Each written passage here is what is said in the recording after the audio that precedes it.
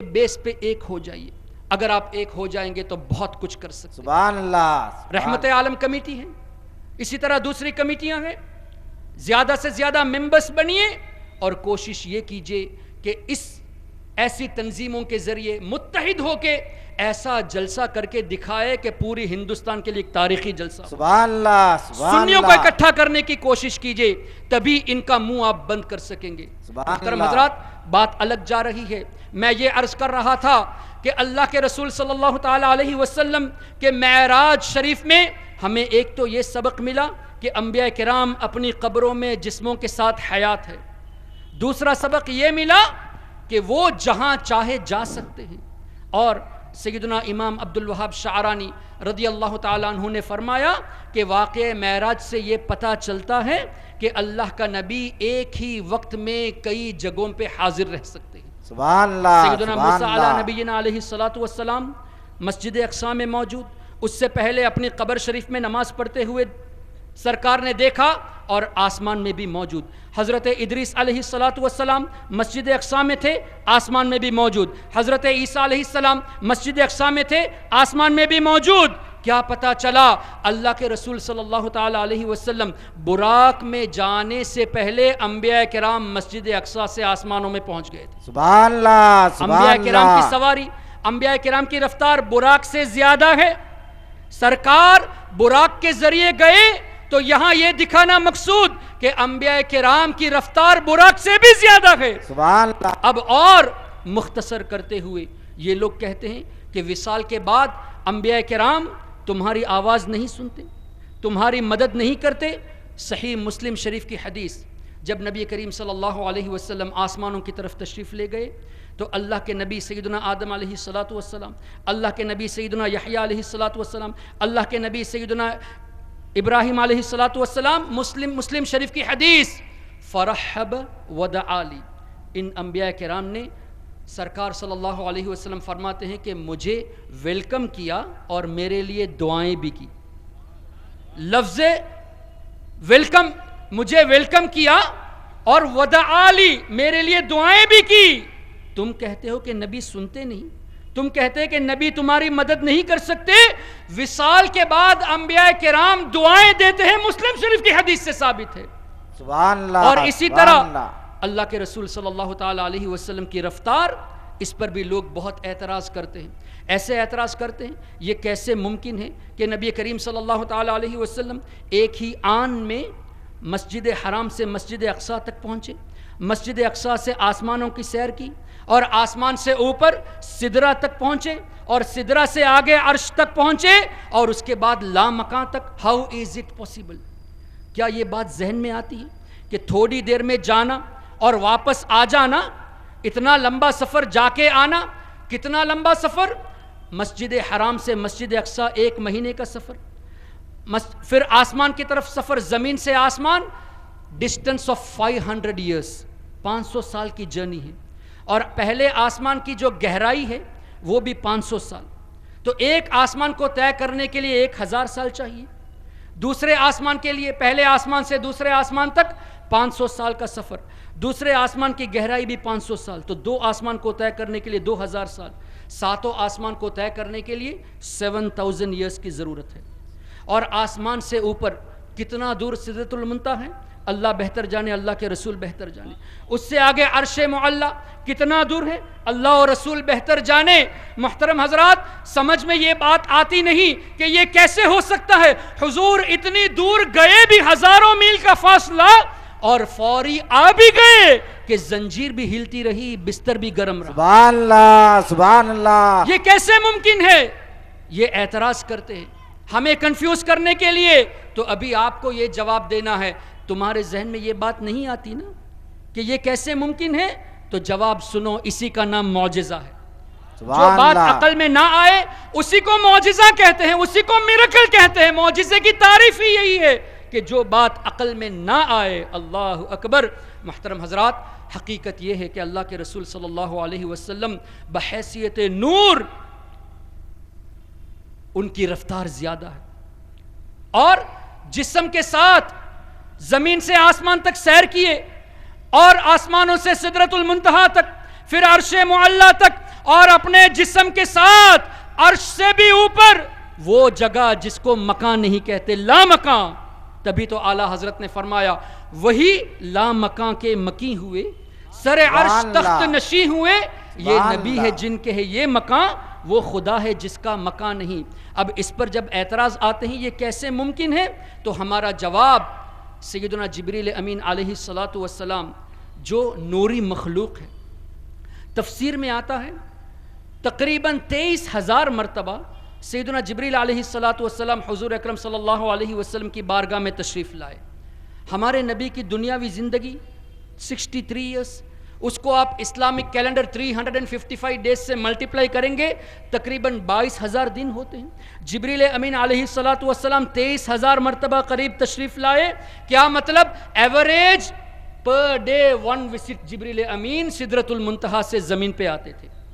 نبی کریم صلی اللہ علیہ وسلم نے پوچھا اے جبریل کیا کبھی ایسا موقع ہوا کہ تم رفتار کے ساتھ بہت ہی جلدی زمین پہ کبھی آئے ہو؟ حضرت جبریل امین نے فرمایا ہاں یا رسول اللہ صلی اللہ علیہ وسلم، 4 مواقع ایسے کہ میں اپنی خوب رفتار کے ساتھ میں زمین پر پہنچا. اس میں سے ایک جب سیدنا جبریل امین سیدنا ابراہیم علیہ السلام کو آگ میں ڈالا گیا، اللہ کا حکم ہوا کہ ابراہیم کو آگ میں جانے سے پہلے، پہنچنے سے پہلے تم پہنچ جاؤ. تو میں اپنی رفتار کے ساتھ اس مومنٹ میں پھینکنے کے بعد within few seconds ابراہیم علیہ السلام آگ میں پہنچنے والے، اس few seconds کے درمیان ہزاروں سال کا فاصلہ طے کر کے حضرت جبریل امین تشریف لائے. ایک اور موقع حضرت ابراہیم علیہ السلام نے جب حضرت اسماعیل علیہ السلام کی مبارک گردن پہ چھری رکھی اللہ کے حکم سے، تو اس وقت فوری طور پہ جنت سے ایک دمبا لا کے اس جگہ پہ رکھ دیا. اور اسی طرح نبی کریم صلی اللہ علیہ وسلم کا دندان مبارک یا خون مبارک زمین پہ گرنے سے پہلے حضرت جبریل امین علیہ السلام نے آ کے خون مبارک کو پکڑ لیا. اور ایک موقع سیدنا یوسف علیہ السلام کو ان کے بھائیوں نے جب کنویں میں ڈالا تو کنویں کے اینڈ پر باٹم میں پہنچنے سے پہلے حضرت جبریل امین تشریف لائے. آپ 100 میٹر اوپر سے ایک کوئن کو پھینکیں گے تو کیا 10 گھنٹے میں نیچے آئے گا؟ فیو سیکنڈز میں بھی نہیں، بلکہ within a moment رفتار کے ساتھ وہ نیچے آ جائے گا. بھائیوں نے سیدنا یوسف علیہ السلام کو اوپر سے کنویں سے نیچے پھینکا. within a moment حضرت جبریل امین علیہ السلام صرف 7,000 سال کا راستہ 7 آسمان تک نہیں بلکہ سدرہ سے فوری طور پہ حاضر ہوئے within a moment، اور سیدنا یوسف علیہ السلام کے کنویں میں گرنے سے پہلے آ کے ان کو اٹھا بھی لیا.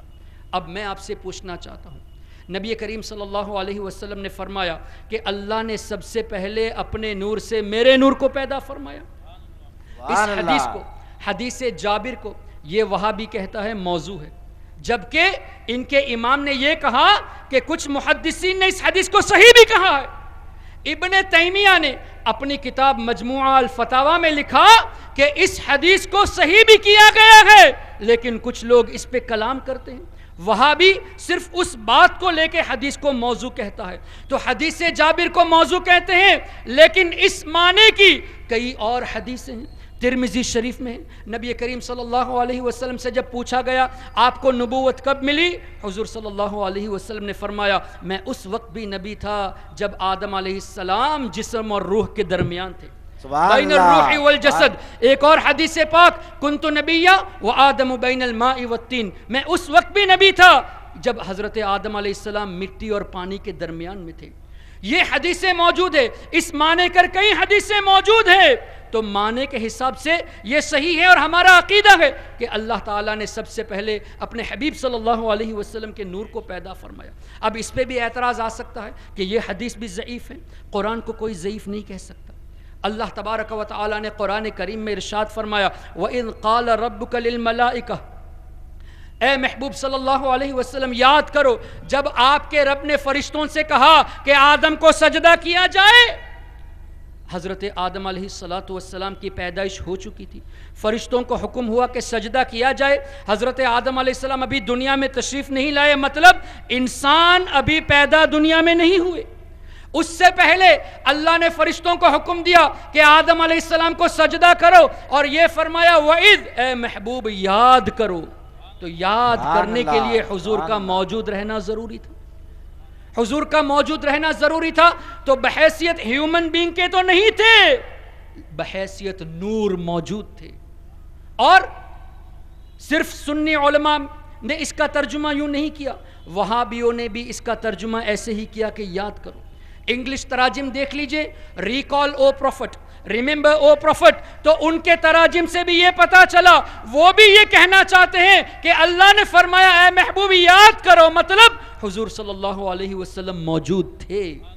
یہ قرآن کا ترجمہ کرتے ہیں لیکن سمجھنے سے قاصر ہے۔ اللہ اکبر۔ تو محترم حضرات، اللہ تبارک و تعالیٰ نے یہ فرمایا یاد کرو، تو پتا چلا قرآن کی روشنی میں نبی کریم صلی اللہ علیہ وسلم اس وقت بھی موجود تھے۔ اللہ کے رسول نے فرمایا اللہ نے سب سے پہلے میرے نور کو پیدا فرمایا، اس کے 4 حصے کیے۔ ایک حصے سے اللہ تعالیٰ نے قلم پیدا فرمایا، دا ڈیوائن پین۔ دوسرے حصے سے اللہ تعالیٰ نے لوح محفوظ بنایا۔ تیسرے حصے سے اللہ تعالیٰ نے عرش کو پیدا فرمایا، اور چوتھے حصے کو مزید 4 حصوں میں تقسیم فرمایا، اور ان میں سے ایک حصے سے کرسی پیدا فرمائی، ایک حصے سے عرش کو اٹھانے والے فرشتے پیدا کیے، اور ایک حصے سے بقیہ فرشتے پیدا کیے۔ اب عرش کو اٹھانے والے فرشتے پیدا کیے، تفسیر میں آتا ہے کہ اللہ کے عرش کو اٹھانے والے 4 فرشتے ہیں، الذین یحملون العرش کے تحت حافظ ابن کثیر نے بھی لکھا کہ 4 فرشتے عرش کو اٹھائے ہوئے ہیں، اور وہابیوں کا عقیدہ ہے کہ اللہ عرش پر بیٹھا ہوا ہے، اللہ کا جسم، اللہ کے لیے جسم ثابت کرتے ہیں۔ ان کا عقیدہ ہے اللہ عرش پر بیٹھا ہوا ہے، اور ان کا یہ بھی عقیدہ ہے کہ تہجد کے وقت اللہ تبارک و تعالیٰ پہلے آسمان پہ اس طرح اترتا ہے جیسے آدمی سیڑھی سے اترتا ہے، معاذ اللہ رب العالمین۔ ابن تیمیہ نے اس بات کو لکھا ہے، اپنے ممبر سے اترتے ہوئے دکھا کر لکھا ہے کہ اللہ اس طرح اتر کے آتا ہے۔ ان سے ہمارا سوال ہے، تم یہ کہتے ہو کہ اللہ تعالیٰ آسمان میں نزول فرماتا ہے، یعنی اللہ کی رحمت تہجد کے وقت لوگوں سے قریب ہوتی ہے، تم یہ کہتے ہو کہ اللہ اترتا ہے تہجد کے وقت، اور تمہارا عقیدہ یہ ہے کہ باقی وقتوں میں اللہ عرش پر بیٹھا ہوا ہے۔ اب یہاں اس وقت ہندوستان میں تہجد کا وقت ہے، تو وہابی کے عقیدے کے مطابق اللہ تعالیٰ اس وقت پہلے آسمان میں ہے۔ جاپان میں ابھی دن چل رہا ہے، تو جاپان والوں کا خدا کہاں ہے؟ جاپان میں ابھی دن چل رہا ہے، صبح کے 6 بجے ہے، تو صبح جب ہو چکی تو اللہ تمہارے عقیدے کے مطابق پہلے آسمان سے عرش پر دوبارہ پہنچ گیا۔ ہندوستان والوں کا خدا ابھی بھی پہلے آسمان میں ہے، جاپان اور آسٹریلیا والوں کا خدا آسمان پہ چڑھ گیا۔ مطلب تم ایک اللہ کو نہیں مانتے، ایک سے زیادہ خدا کو مانتے ہو، تو تمہارا عقیدہ مشرکین مکہ کی طرح ہوا، اور تم ہمیں مشرک کہتے ہو۔ اور دوسری بات تم نے یہ کہا اللہ عرش پر بیٹھا ہوا ہے، عرش خالق ہے یا مخلوق؟ عرش is a creation not a creator. اب تم یہ کہو گے کہ اللہ عرش پر بیٹھا ہے، تو عرش کو پیدا کرنے سے پہلے اللہ کہاں تھا؟ اور تمہارا یہ کہنا کہ اللہ عرش پر بیٹھا ہے، تفسیر کہتی ہے اللہ بھی فرماتا ہے الذین یحملون العرش، عرش کو فرشتے اٹھائے ہوئے ہیں، تو تمہارے عقیدے کے مطابق اللہ کو فرشتے اٹھائے ہیں؟ معاذ اللہ، فرشتے اللہ کو اٹھائے بیٹھے ہیں؟ کیسا غلط عقیدہ تم رکھتے ہو، اور ایسے عقیدہ لکھنے والوں کی تم اقتداء کرتے ہو۔ شرم آنی چاہیے تمہیں۔ اللہ کو ہم ایک مانتے ہیں، تم ایک ماننے کا دعویٰ کرنے کے باوجود بھی ایک سے زیادہ خدا مانتے ہو، تو تم مشرکین مکہ کی طرح ہو، اور ایکیوز سنی مسلمانوں کو کرتے ہو جو اللہ کے ولیوں کو، اللہ کے نبیوں کی پوجا نہیں بلکہ ان کو اللہ کا بندہ، محبوب بندہ سمجھ کر ان کی تعظیم کرتے ہیں، ورشپ نہیں کرتے۔ There is a huge difference between respect and worship۔ اور جو آیت تم پیش کرتے ہو ان الذین تعبدون من دون اللہ عباد امثالکم، تمہاری طرح یہ بھی مخلوق ہے، اور وہ آیت کریمہ انما انا بشر مثلکم، جہاں نبی کو اپنی طرح بشر کہتے ہو، تمہیں وہ آیت یاد نہیں آئی؟ وما من دابۃ فی الارض ولا طائر یطیر بجناحیہ الا امم امثالکم، کہ زمین میں کوئی ایسا پرندہ نہیں، کوئی آسمان میں کوئی ایسا پرندہ نہیں، زمین میں کوئی ایسا جانور نہیں، لیکن یہ سب، مگر یہ سب تمہارے مثل مخلوق ہے۔ سبحان اللہ۔ پرندہ یہ بھی مخلوق ہے تمہارے مثل، الا امم امثالکم، یہاں بھی امثال کا لفظ ہے، جانور تمہارے مثل مخلوق ہے۔ تم اس آیت کو لے کر نبی کو اپنے جیسا کہتے ہو، تو اس آیت کو لے کے تم اپنے آپ کو سور جیسا کیوں نہیں کہتے؟ اس لیے کہ اللہ نے فرمایا وَمَا مِن دَابَّةٍ فِي الْأَرْضِ وَلَا طَائِرٍ يَطِيرُ بِجَنَاحِهِ إِلَّا أُمَمٌ أَمْثَالُكُمْ، تمہاری طرح یہ بھی امت ہے، یہ بھی تمہاری طرح مخلوق ہے. اگر ہم کہیں فصیح الدین تم سور کی طرح ہو، برا لگے گا کہ نہیں؟ بے شک. اگر ہم کہیں معراج ربانی غریب نواز کی شان میں گستاخی کی تم نے، کو برا لگے گا. لیکن برا ماننے کی بات نہیں، ہم تو آیت سے ثابت کرتے ہیں کہ تم کتوں کی طرح ہو. ہم تو آیت سے ثابت کرتے ہیں کہ تم خنزیر کی طرح ہو. تمہیں برا نہیں ماننا چاہیے. اگر برا مانتے ہو تو سمجھ لو نبی کو اپنی طرح کہنا یہ بھی کفار کا طریقہ ہے. تو تم قرآن کو مسکوٹ کر کے اپنے آپ کو کفار کی طرح مانتے ہو، اور الحمدللہ ہم سنی مسلمان صدیق اکبر کے عقیدے پہ ہے کہ نبی جیسا کسی کو نہیں. سبحان اللہ. نعرہ تکبیر، نعرہ تکبیر، نعرہ رسالت، نعرہ رسالت، نعرہ رسالت. یا غوث، یا غوث، یا غوث. حضرت حسان بن ثابت رضی اللہ تعالیٰ عنہ کے عقیدے پہ ہم ہیں کہ وَأَحْسَنُ مِنْكَ لَمْ تَرَ قَطُّ عَيْنِي یا رسول اللہ، آپ جیسا حسین کسی آپ نے نہیں دیکھا. سبحان اللہ. اور تمہیں اپنے جیسا بشر نظر آتے ہیں تو تم ابو جہل کی نظر سے دیکھتے ہو، ہم صدیق اکبر کی نظر سے دیکھتے ہیں. سبحان اور اللہ. سن لو، معراج کا انکار کرتے ہو. کفار مکہ نے بھی معراج کا انکار کیا جیسے حضرت نے بتایا. یہ انکار کرنا اس بات کی دلیل ہے کہ معراج جسمانی ہوئی تھی. اس لیے کہ آپ اگر خواب دیکھے کہ میں رات میں خواب دیکھا، میں یہاں سے گیا سنگاپور جو تقریباً 4 گھنٹے کا فاصلہ ہے، سنگاپور میں اترا، پھر دوسری فلائٹ لی نیو یارک کے لیے جو 16-17 گھنٹے کا راستہ ہے، پھر نیو یارک میں اترنے کے بعد میں ٹوکیو کی طرف سفر کیا، تقریباً 20 گھنٹے 12-13 گھنٹے کا فاصلہ ہے، اور تھوڑی ہی دیر میں میں حیدرآباد آ کے پہنچ بھی گیا. اگر آپ یہ کہیں گے کہ میں نے خواب میں یہ دیکھا تو کیا کوئی اعتراض کرے گا؟ کیوں نہیں کرے گا؟ خواب تھا نا. Not impossible. You can go where ever you want. کوئی امپاسبلٹی اس میں ہے نہیں. خواب میں کوئی اعتراض نہیں کرے گا. یہی بات آپ کہیں گے کہ میں رات کے 1 بجے حیدرآباد سے نکلا، ایئرپورٹ گیا، پھر میں دلی سفر کیا جو کہ 2-2.5 گھنٹے کا سفر ہے، واپس میں آ گیا، لیکن ابھی رات کے 1 ہی بجے ہیں. کوئی اس بات کو مانے گا؟ نہیں مانے گا، اعتراض کرے گا. تو کفار کا اعتراض کرنا اس بات کی دلیل ہے کہ وہ بھی خواب کا انکار نہیں کرتے، جسمانی تھی تبھی انکار کیے. اور صدیق اکبر کے سامنے پیش کی گئی تو انہوں نے کیا فرمایا؟ میرے نبی نے یہ بتایا، جب میرے نبی نے یہ کہا تو میں مانتا ہوں. اب اے وہابیو، معراج کو تم جسمانی نہیں مانتے، تم کفار کے عقیدے پہ ہو. ہم معراج کو جسمانی مانتے ہیں اور یہ بھی مانتے ہیں کہ سرکار آنن فانن تشریف بھی لے گئے، آ بھی گئے، ہزاروں سال کا سفر طے کر کے. یہ صدیق اکبر کا عقیدہ ہے. سبحان اللہ. اور تم کہتے ہو سیدہ عائشہ صدیقہ کے حدیث کو پیش کرتے ہو. اسی طرح لوگوں کو کنفیوز کرتے ہیں. سیدہ عائشہ صدیقہ رضی اللہ تعالی عنہ نے فرمایا کہ نبی کریم صلی اللہ علیہ وسلم کے بارے میں کوئی یہ کہے کہ اللہ نے ان کو علم غیب دیا، ان کا یہ کہنا تو وہ جھوٹ باندھا. کسی نے یہ کہا کہ اللہ کو اللہ کے حبیب نے دیکھا، اس نے جھوٹ باندھا. اس حدیث کو پیش کر کے ہم سے یہ کہنا چاہتے ہیں کہ سیدہ عائشہ صدیقہ نے فرمایا نبی کو علم غیب نہیں، نبی نے اللہ کو نہیں دیکھا. یہ بے وقوف بقول علامہ مشتاق احمد نظامی بولتا ہے مگر سمجھتا نہیں. دیوبندی بولتا ہے مگر سمجھتا نہیں. سیدہ عائشہ صدیقہ کے بارے میں یہ کہتے ہیں کہ ان کا عقیدہ تھا کہ نبی کو علم غیب نہیں تھا. قرآن فرما رہا ہے کہ اللہ تعالیٰ عام لوگوں کو غیب نہیں دیتا. وَمَا كَانَ اللَّهُ لِيُطْلِعَكُمْ عَلَى الْغَيْبِ وَلَكِنَّ اللَّهَ يَجْتَبِي مِن رُّسُلِهِ مَن يَشَاءُ. اپنے رسولوں کو غیب دیتا ہے. قرآن فرماتا ہے عالم الغیب فلا یظہر علی غیبہ احدا الا من ارتضی من رسول.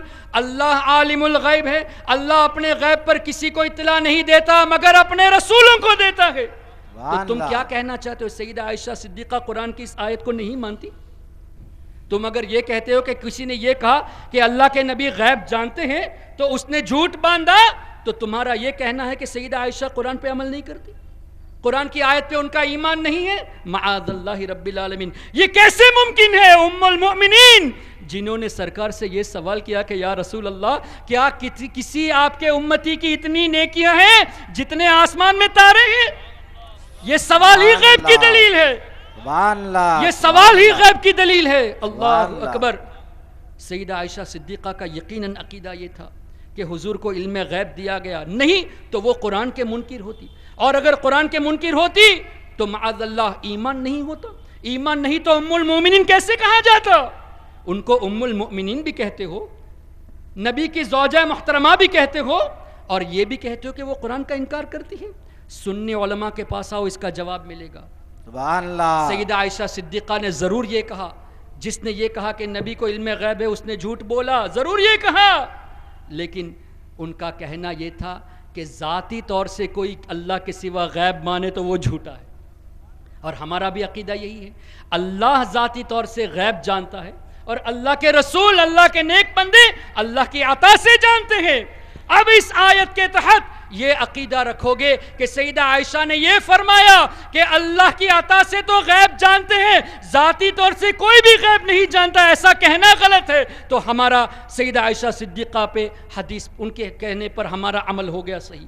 ہمارا کہنا اور سیدہ عائشہ صدیقہ کہنا ایک ہی ہے، مطلب ہم ان کے قول کو مانتے ہیں، اسی پہ عمل کرتے ہیں، ہم نبی کے غیب کو ذاتی نہیں اللہ کی عطا سے مانتے ہیں۔ اور تم اس کا انکار کرتے ہو سیدہ عائشہ کا نام لے کے۔ In other words, you are accusing Syeda Aisha Siddiqa by saying that she has rejected the verses of the Quran. انہوں نے قرآن کو ریجیکٹ کیا، یہ تم کہنا چاہتے ہو؟ شرم آنی چاہیے، اپنے آپ کو